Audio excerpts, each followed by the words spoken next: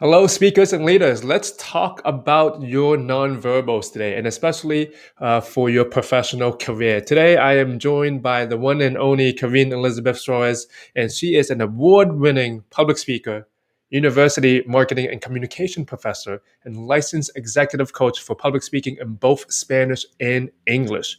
Now, Ms. Flores has been invited as a guest on various television programs in both Spain and USA, RTV and the Telemundo network, discussing her expertise in the field of communications. She has taught numerous courses at universities and has coached executives from diverse sectors in the corporate environment, working with multinational and Fortune 500 companies for over 10 years. And that's why I'm super excited to have Karyn here with us today. Karyn, welcome. How are you today? Hi, how are you? What a wonderful introduction. Thank you so much. It makes me sound so good. Yeah. Well, Karyn, let's actually just jump into it, and so people can find out how good you are, and you're amazing. Today we're talking about nonverbals. What do you think are some of the biggest mistakes people are Okay, making right now? hold on. I am having a dilemma, which is what happens with, these live webinars. I have my 4-year-old who's like telling me something. I gotta hold on one second. Okay, one Perfect, pause. perfect, perfect. Now this is great, right? So Karyn right now just said, okay, since we're doing everything virtually now, she said, hey, hold on, can you give me a second so I can come back? That is really powerful. So right now, if you are on a Zoom meeting or you're doing something live, you have to be real, right? You have maybe kids around you, your spouse, your significant others, or cats. But Karina, I was just telling the audience what you just did Yes. there was amazing because we have all this things that's going around us, and most people need to get used to saying, "Hey, can you hold on for 1 second? I got something going on Yes. in the background. Let me go." It is the real life, and it is what it is, So now that we're working remotely, I actually heard that there's a new type of leader, and it's called the hybrid leader, and that's the kind of leader that in corporate world and in everyday life we have to learn how to lead both at home, online, as well as in person. So it's kind of like a leader who can do both at the same time. So I think that's what the new type of leadership is, and we have to work on that. So. Yes, especially online too. But okay, let's go back to it. I was asking about some of the biggest mistakes people make. Yes. Oh my gosh. So there's so many mistakes that we do. And the thing is, Kit, is that a lot of times we don't even realize that we do these mistakes. They're kind of like subconscious or unconscious that we do it. And it's important to be able to find out if we're doing this because it could be affecting how we are how we're viewed as professionals in the work environment. And maybe it could be affecting if we're even getting that job promotion that we've always wanted to get, and for some reason we're not getting it, and we just don't understand why. So obviously, a lot of the things that we do in our professional life with regards to our curriculum, our CV, and our experience and our knowledge is great. But it's these nonverbal things that we're going to talk about. So there are 10 things that I wanted to share today in this chat. And one of the things that I can start with is what we call kinesics. Everything's based on the kinesics. And if those of you who are not familiar with what kinesics are, it's the study of the hand, the body movement, the gestures, all of those things that we do that we're not really aware of that could be sending those negative signals. And the first thing that I could talk to you about would be obviously our posture, something as simple as our posture, standing up straight, giving that nice little posture, giving that look of confidence that we have in our work environment and even online. I mean, those of you at home, make sure that when you're in your next meetings online, that you're also sitting up straight, that you don't look all like hunched over and looking down at the screen. You should always kind of have a strong posture. And that really emits confidence. It kind of lets others look at you in a different way. It's kind of like when you have that bright light that people say, oh, when that person walks in a room, all eyes are on that person. And it has a lot to do with that posture. So we have to really, really focus on our posture. So that's the first thing that we have to notice. The second thing would be also possibly holding, those defensive positions. A lot of times we're sitting there in a meeting at work and we have our arms crossed and we just look defensive. We look almost unapproachable.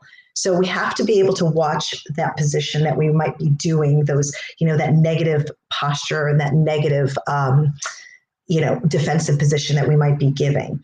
And the third one is not giving proper eye contact, like looking down at my screen, looking down at the keyboard.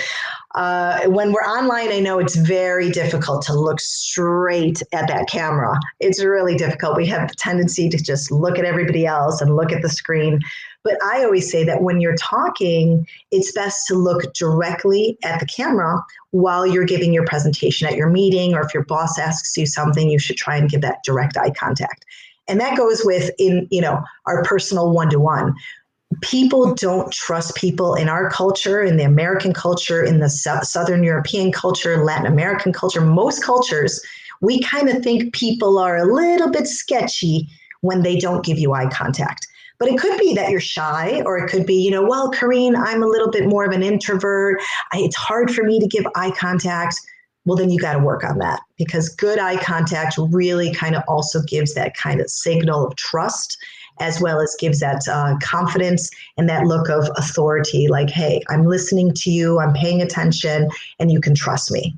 Okay. Karyn, I wanted to ask you. Sorry, let me bring myself on here as well. I wanted to ask you, when it comes to eye contact, the camera, right? Should we look at the camera the whole entire time virtually, or should we look at the screen, but should we just try to focus on looking at dot? Well, I think, for example, when you're talking, I'm going to automatically look at the screen because I'm going to be looking at you. So it shows that I'm looking at you.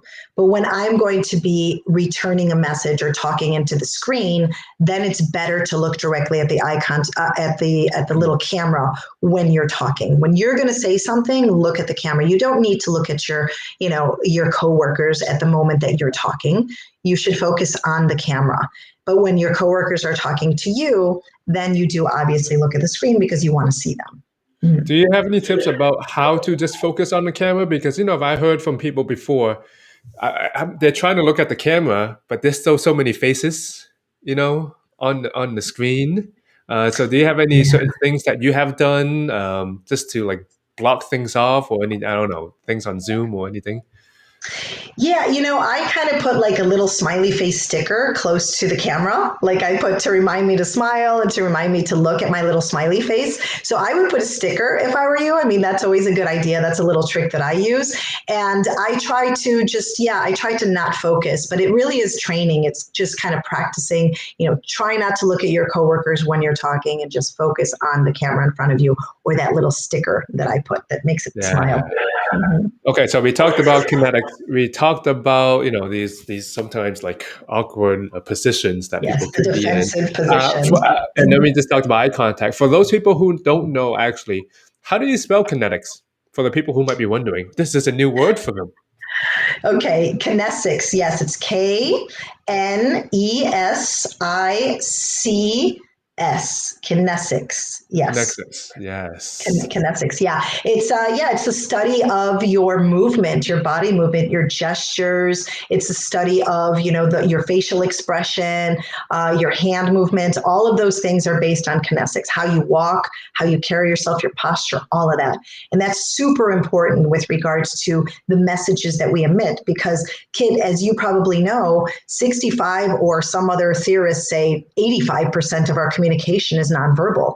So if most of our communication is through messages that we're not even saying, but we're actually emitting through our body gestures, then we better figure out what we're doing to make sure that we're giving the right messages to people, to look professional, to look confident, and so forth. And now more than ever online as well.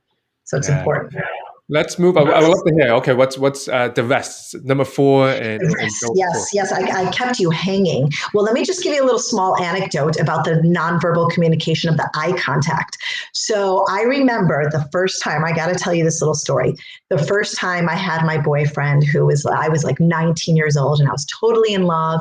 And I remember bringing him home to my mother, who is, to be honest with you, the best nonverbal communication detector because she's taught me a lot of things. So I remember bringing my boyfriend home. His name was Robert. And I remember showing him to my mom and introducing him. And when he left, I was so excited to hear what my mom had to say about him. And I was like, Mom, what did you think about Robert? I'm sure he was great because wasn't he such a gentleman? And she looked at me and said, I didn't like him. And I said, why, Mom? How could you not like him? And she said, well, because he didn't look at me in the eyes when he introduced himself and when he was talking to me. And I said, oh, come on, Mom, here you go with your theories. And she says, somebody who doesn't look you straight in the eyes and doesn't give you good eye contact is somebody that you can never trust. And that kind of stuck with me. And unfortunately, I wasn't smart enough to listen to my mom because 10 years later, long relationship, I realized she was totally right. So in the business world, the first impressions are key, those first 7 seconds when we meet somebody. And if you give really good, proper eye contact, strong eye contact, about 4 to 5 seconds is the norm, it makes it look like you're a confident person and not that you're hiding something or that you're not trustworthy and so forth. But again, Kit, it could be a cultural thing too, because if we look into other cultures, then we get into a whole nother world. If we look into the Arab culture, the Asian culture, a lot of the strong eye contact is kind of aggressive. So it depends on who you're dealing with and what cultures. But mostly for the American, Canadian, Latin America, and European, it is very important to give off that good eye contact. Okay, so the next one, which is number 4, is appearing distracted. I mean, we live in a world where all of us are distracted all the time. We've got the WhatsApp ringing. I have my son walking in every 2 seconds. So, it's so difficult to be able to keep, attention and not be in an ADD society. I feel like we're all in an ADD society where we're just so distracted by all of our media and social media. So in the work environment, it's so important to be able to also appear not distracted. When somebody's talking to us, give them the full attention, again, through that eye contact or just, listening to them, active listening. So all of that is really a plus to be able to demonstrate to your boss or whoever it may be that you are giving them their full attention.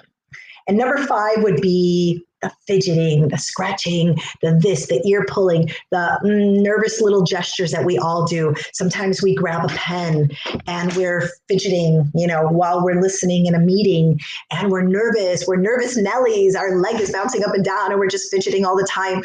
That kind of gives off a bad impression as well. It makes it seem like you're nervous, like you're anxious, like you just want the meeting to be over. You want to get out of there so you can go to lunch, and finish off the day. So you don't want to give off that impression either. So we got to watch our fidgeting.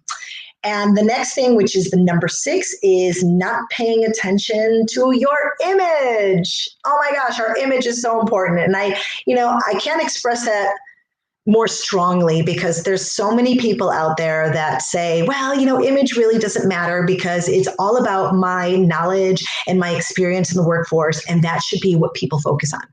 And I agree to an extent. I do agree.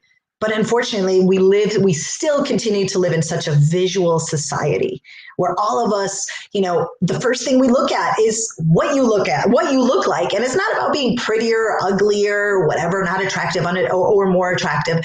It's about how you present yourself because your brand is your image. And we really have to be able to take care of that image and kind of give our best selves in the beginning. And there's always a saying, they say, dress like the position that you want and not like the position that you currently have. So, for all of you out there, always kind of try and look your best. I showered for this event and I fixed my hair, put my red lipstick on, I'm trying to give a good image here for your, live. So, but anyway, so that's one of the things. And that's great, right? It's taking every opportunity to level up your appearance, even though it could be for something small or big. Karyn, I want to ask you, what about your body language? Did you think you always had good body language, as a speaker, as a coach? Like, how have you worked on it personally? Well, one of the best ways to work on body language is to actually videotape yourself, is to go ahead. And I know it's painful. It's so painful to watch ourselves because we're like, oh my God, I don't want to see myself. But that's the best way to be able to correct what you're doing wrong. And a lot of times I noticed that in the past that I tried working on to correcting was that I would kind of do a little shoulder twitch, like a little kind of, shuffle or something. I don't know what that word is. Yeah, it's like a shimmy. And I'd shimmy when I was on stage. So like, okay, wait a minute, why am I shimmying? I have to stop that. So I started watching myself a little bit more and trying to correct those things that I noticed that might not be appropriate. And now, it's like I'm on all the time. I have the posture, I, have the gestures ready, and it's because I practiced and I've watched myself. Yeah, that could be painful, just having people record. So let's say this. So how should they record themselves? Should they put a phone next to them so they record themselves on Zoom? What's the best way, do you think, to when you say Yeah, record? I think to record on Zoom is a good one, and then maybe even just have their phone. They could record themselves directly from their phone, or have somebody else do it for them. Depends on where they're at. If it's obviously online, then I would record it just directly on Zoom. But if it's in person, you can ask people, hey, at the meeting today, I got to present, I got to talk about the marketing or the finance today in the meeting. Do you mind recording me while I give my presentation in front of the employees? And you can have somebody do that, and it's really, really important to be able to watch yourself and see what you're doing wrong. That's great. Okay, well, let's continue. We'd love to hear more of what you have. Perfect. Okay, so we talked about image and how that's, your image is your brand. And let's see, and image is just as important online, guys, just as important. We want to make sure that we have the right lighting, that we have everything set up so that we're not getting shadows, or that we're wearing all black, because black looks bad on camera. So we really want to watch what our appearance is. Ladies, those of you with your adornment, your earrings and things, you don't want to wear things that make a lot of noise, that distracts on camera. Take a look at what you look like before you start your meeting online. It's always good to log in a couple minutes earlier and try and see before the meeting starts what your image is and what you look like on camera. So that also helps. So the next thing would be is watch your facial expressions. When your boss is talking to you and telling you about how you have to work extra hours, next week because it's a really rough week and we got to get all the accounting in for the company or whatever it may be. And they're trying to tell you something and you're nodding your head and you're trying to look like, you're not upset about it, but there is kind of a, incongruency there. You're like saying, yes, yes, but your facial expression has got that face of disdain or almost like contempt or annoyance. So, and a lot of times we do that. We don't even realize that our facial expression is like just looking like, and we really have to be able to work on trying to keep a smile and trying to keep a neutral face, an open face, so that it's not this like annoyance, like the eye roll and the breathing, all that stuff. It gets noticed. You may be not aware of it, but you're doing it, so watch it, okay? And also online too, so be careful. Even online, that's when we're clueless or we forget that people are watching us. So be careful because they're watching you online. Okay, and the next thing is I think we're on number 8, which is walking. Can you believe it? Yes, walking. We have to walk with confidence, just like I said, your posture, but also your walking. And believe it or not, Kit, but there was a study done, I think it was in like the late 90s by these psychologists who actually interviewed prisoners in jail. And they asked them to watch videotape footage of various different people walking down the street.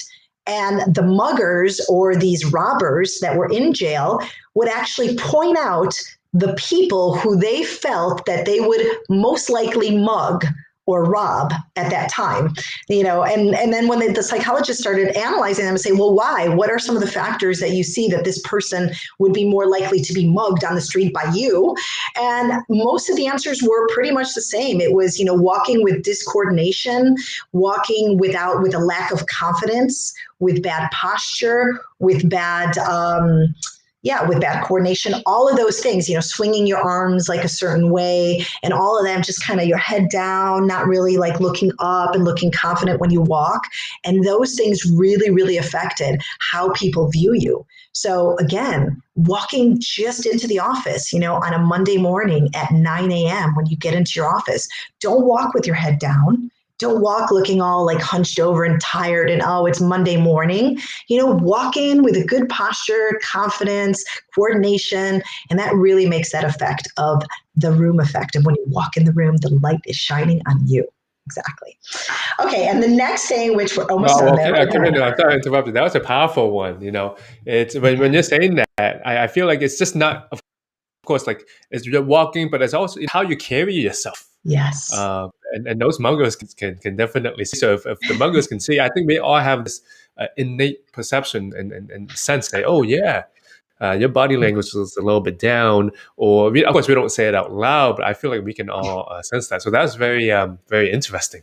Yes. And I will tell you something about the walking too and the posture and all that. People always tell me that I look taller than I really am. And I think it's because the way I carry myself, like you said, I'm very focused on how I walk, my posture, all of that, and the image that I'm giving. And that's why I'm only like 5'2", but people think I'm like 5'5" or 5'6". They're like, really? You're only 5'2"?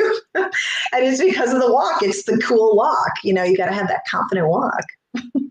Well, so let's say we want to walk with more confidence or carry ourselves. So how can we carry ourselves with more confidence? If someone was brand new at this, and you can say, okay, do this or think about this. What are your thoughts? Yeah, I think definitely, walking with coordination, just almost, it really has a lot to do with that posture, keeping your back straight, walking in, keeping your head up high, not looking down at your phone. I mean, nowadays we all have the tendency, we're walking in places, texting, and hunched over like this. So I think put the phone down, walk in the room, and you can text at a later time, but don't walk in texting and all hunched over already. So I think it's really just that coordination and that confidence in the body posture. Okay. Well, Karyn, I have a lot of questions for you, but I cut you off. But go back to your tips. Okay, I'm almost done. I got two more, and then you can ask whatever questions you want. So let's see, what else can I say? So number 9 would be also, now we move on to from Kinesics, which is the whole body language and gestures that we kind of, emit. The next thing would be what I call haptics, and haptics is regarding your touch. So that also encumbers the whole handshake. Right? The handshake. Yes, I need a fake hand here. I need another hand. But anyway, the handshake is something that is a big deal too. It tells a lot about somebody with regards to how you shake hands. And now with COVID though, like for example, I'm in Europe. So we're really not shaking hands. Everybody's doing the elbow thing, the elbow bump. And I'm sure you're doing that also in the States. But the handshakes in the business world, in the past, or who knows how it's going to be in the future. But it is a really key concept because you can come off being more submissive or too aggressive or too dominant in the sense of being the handshaker. So we have the typical aggressor who always has a handshake, tries to grab the wrestler. I call it the wrestler tries to grab the hand from on top, and it's almost like that's the person who put the I in team. It's like you kind of feel sorry because they feel, inadequate that they have to show their aggression, their dominance by putting their hand on top of yours when they're shaking your hand and they're squeezing it like too much, like that wrestler, So that's one of the kind of things that's a little bit of a turn off, and you got to be careful not to come off being such the aggressor. And the other thing is just the opposite. You don't also want to be the pushover and be the person who's the submissive, whereas always underneath and barely giving a good handshake. So I think the key is equality. And with good handshakes and showing off that you are a professional and that you're equal to that person, that you can build a relationship with your counterpart, is to give the neutral handshake, which is side by side, where you give a side by side handshake and nice and firm, 3 pumps, 1, 2, 3. And there you go. That would be the perfect way of demonstrating that you are the best person for that job. Okay. And the last but not least is also your tone of voice. And I'm not talking about the words that come out of your voice, but I'm talking about the way you say them, how we say the words. And that's what our mothers and our fathers always said to us, hey, young lady, watch that tone of voice. When you say, yes, mom, as opposed to yes, mom. So it's the way we say things that really can affect also our attitude, people thinking negatively about us, or, having misconceptions on who we really are is because we don't watch the way we say things in our tone of voice, because the tone really reinforces the behaviors that we want to exhibit. And your tone of voice also, like I said, with regards to your image, your tone also reinforces that image that you want to portray, not only physically how you look, but also how you sound. So, and right now, Kit, just so you know, my voice is really off. My tone is like really off. I can't like go really high notes anymore because I had laryngitis for the past week and I was like without a voice. So my tone is like kind of raspy. It's kind of a sexy tone, actually. I'm kind of liking my voice like this, but I'm hoping it'll go back to normal and I can reach those high tone, the high pitch again. But anyway, so tone is super important and it should be reinforced because it is a way of reflecting leadership to every member in your team at every different level in your office or in your corporate environment. Having that positive motivational tone to motivate your employees and to motivate everyone around you. So watch that tone. And so those are my 10 tips. What do you think, Kit? I'm going to say if people are watching this and they even work on one of those tips, they'll be far ahead than most people in the world. But Karyn, let's actually say this. If there was one thing people should work on, what do you think that one thing is for them? Okay, the one thing I could tell you, I'm going to tell you a secret. Okay, you ready for my secret?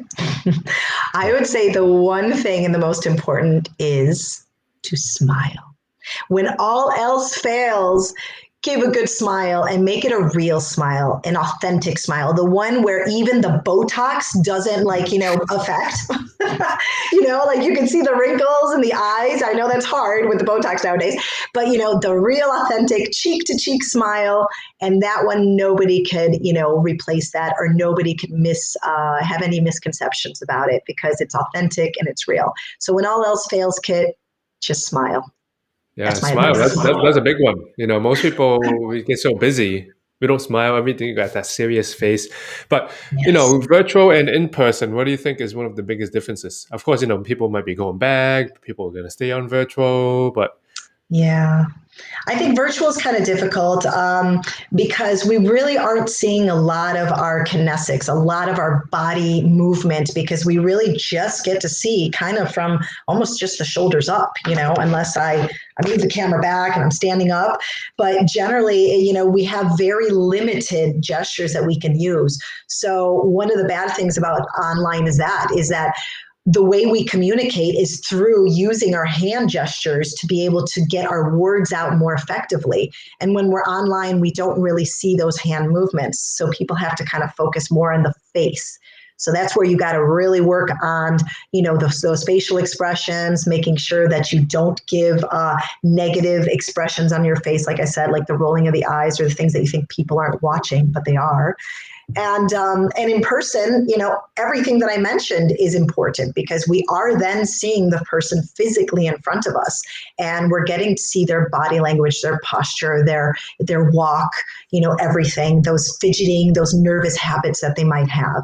So in a way, it's positive to be online because we get to escape having to follow my tips, because you just got to work on keeping your back straight and smiling and looking straight at the camera and giving that eye contact.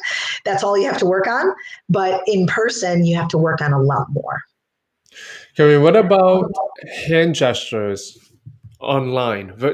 Should we, even half the time our hands are not on camera, should we try to add in a little bit more? Do it towards the camera, not do it at all, or just keep it down? Yeah, Or I would say keep it down. Like if you're as close up as we are right now, it's better not to have the hand gestures because it almost looks too distracting. You see, if I'm moving my hands, it's almost like it's too distracting online. So I would say keep it down. Now, if you're going to move back and you want to see more of your body in the camera, if you're going to move back, then I would, let me move the camera up there. Then you can use your full gestures like this. If you're going to give a presentation standing up, which you can, then I would say use more of your gestures. But if you're most of the time in most of the meetings that I've done and I've seen, people are close up. So they're not up. So they're right here. So I would say that you use the gestures a little bit, but it depends on people's internet. It could have a lag. So when you move the hands, it almost looks distracting because the camera or the internet doesn't work as quickly as your gestures do. So I would say just tone it down with the gestures. That's right. Karyn, if people are loving what you're saying, where's the best place to keep on continuing the conversation with you or to follow you online? Yes, well, you could follow me online through my Instagram, which is Instagram is Charisma Coach, and charisma is with a C. Arisma. So it's not like the American way. It's charisma, Carisma, charisma coach. And I also have a website, which is my name, KarynSuarez.com. And you can find me there. I usually post blogs. I'm on LinkedIn as well. You can follow me on LinkedIn. I put all kinds of fun things on there, some tips for you guys to learn all the time. I have to say, wow, that's a great charisma coach, man. I'm glad you got it. When you said that, I'm Yeah, like, right. Well, I was like, yeah, I have to get that because, I figure it's fun and it's kind of what I like to teach is I like to teach people to be able to communicate being more charismatic. And I think that's what differentiates us in general from being a good communicator to being an excellent communicator. Because people like people who are charismatic, they're interesting, they're fun, they're the kind of people that, others want them to lead them. So you got to get the charisma going. yeah. So, Karyn, I want to say thank you so much for taking the time to share all your tips about nonverbals with us today. And everyone that's watching live or the replay of this, make sure you give Karyn a follow. You're going to learn so much about your speaking, your presence, and so forth. I mean, any last words before we go? My last words for all of you is just make sure that you communicate, watching those nonverbals, make sure that you try to be aware of them, like Kit had mentioned before, and like how I mentioned, and just to communicate with passion and with charisma, and everything else will follow. Karyn, thank you so much for your time again today and everyone that's watching live. All right, everyone, take care.